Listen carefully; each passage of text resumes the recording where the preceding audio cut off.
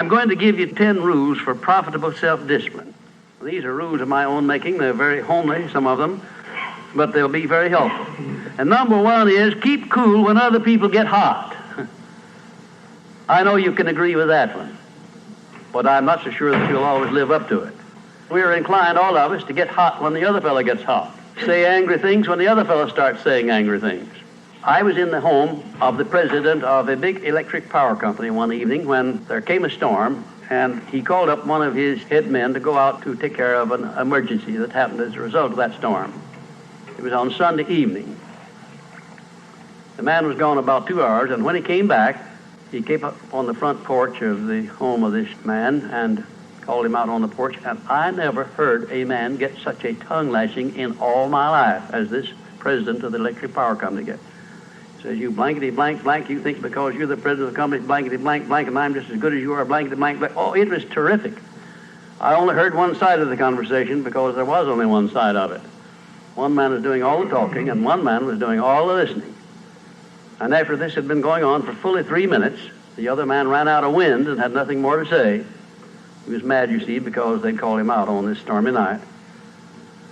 I heard the president close the door, and he came back, and he just smiled and said, why, the man was a little bit hot, wasn't he? That's all he said. A little bit hot, wasn't he? I expected any moment to hear fists begin to fly out there. But you see, there was a man who had risen to great heights of achievement financially, and he had done it by self-discipline in every respect. And he didn't propose to allow a workman who had been temporarily unbalanced by his anger to throw him off balance and make him stoop to that level. He just didn't propose to have that done. And you'll notice when you get into an argument with anyone, and you're apt to if you don't watch yourself, that if you'll just remain silent while the other fellow is blowing off his top, he finally gets to the point where he's got no more top to blow off. Then if you want to get in a few words of your own, that's a mighty good place to do it. It's a mighty fine thing if the words that you get in are not the kind of the words you've been hearing. In other words, if you say something back kind in return, it's far better for the other fellow and far better for you. It shows you to be the bigger of the two persons. Now, anybody can get mad and blow his top because of what somebody does or says, and that's happening all the time. But the truly big man, the man who is in charge of himself, he doesn't allow anybody to draw him down to that level of a street brawl or of an argument in harsh words unless he wants to do it. And if he's truly a big man, he doesn't want to do it. Number two, remember there are 3 sides to all arguments. We ordinarily think there are 2 sides to all arguments, but they're not, they're 3. There's your side, there's the other fellow's side, and then there's the right side, which is usually about in the middle of the 2 viewpoints. Remember that when you get into an argument with the other fellow. Don't assume that he's always at fault. Maybe you're partly at fault too. Maybe neither one is totally at fault. The chances are, in all of the arguments I've ever heard, both parties were partly to blame in one way or another. I have never yet heard an argument where one party entirely was to blame, although I suspect there are such arguments at times. Number 3, never give directives to a subordinate when you're angry. If the matter is urgent, then cool off quickly. Number 4, treat all people as nearly as possible as if they were rich relatives from whom you expected to be remembered in their will. Now that's a good one. That's a honey. That is a honey. If you just do that, treat all people as if they were rich relatives from whom you expected to inherit something at their death. And you can do that. You know, if you had a rich relative that had $1 million he was going to leave to you, or you suspected he was going to, it wouldn't make very much difference what he said or did. He would never throw you off balance. You'd never talk back to him, would you? Of course you wouldn't. You'd be quite silly if you did. Keeping quiet for $1 million seems to me to be a very easy price to pay.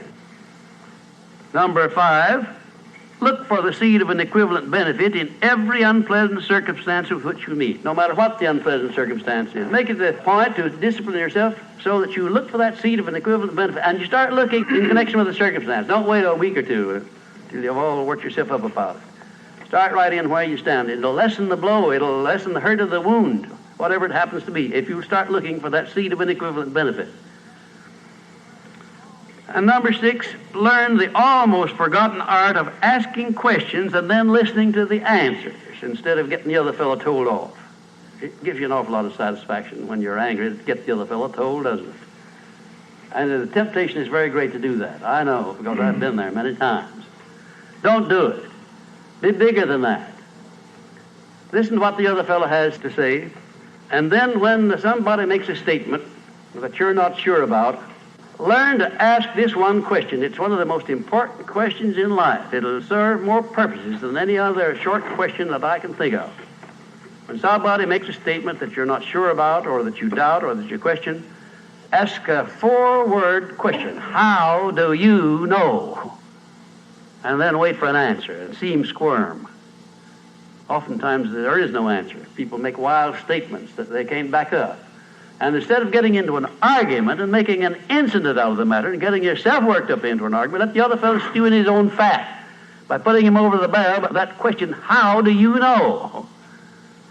I had a clergyman in my class once who was very, well, I just don't know exactly how to describe him. He was a fanatic, you might say, on the subject of religion.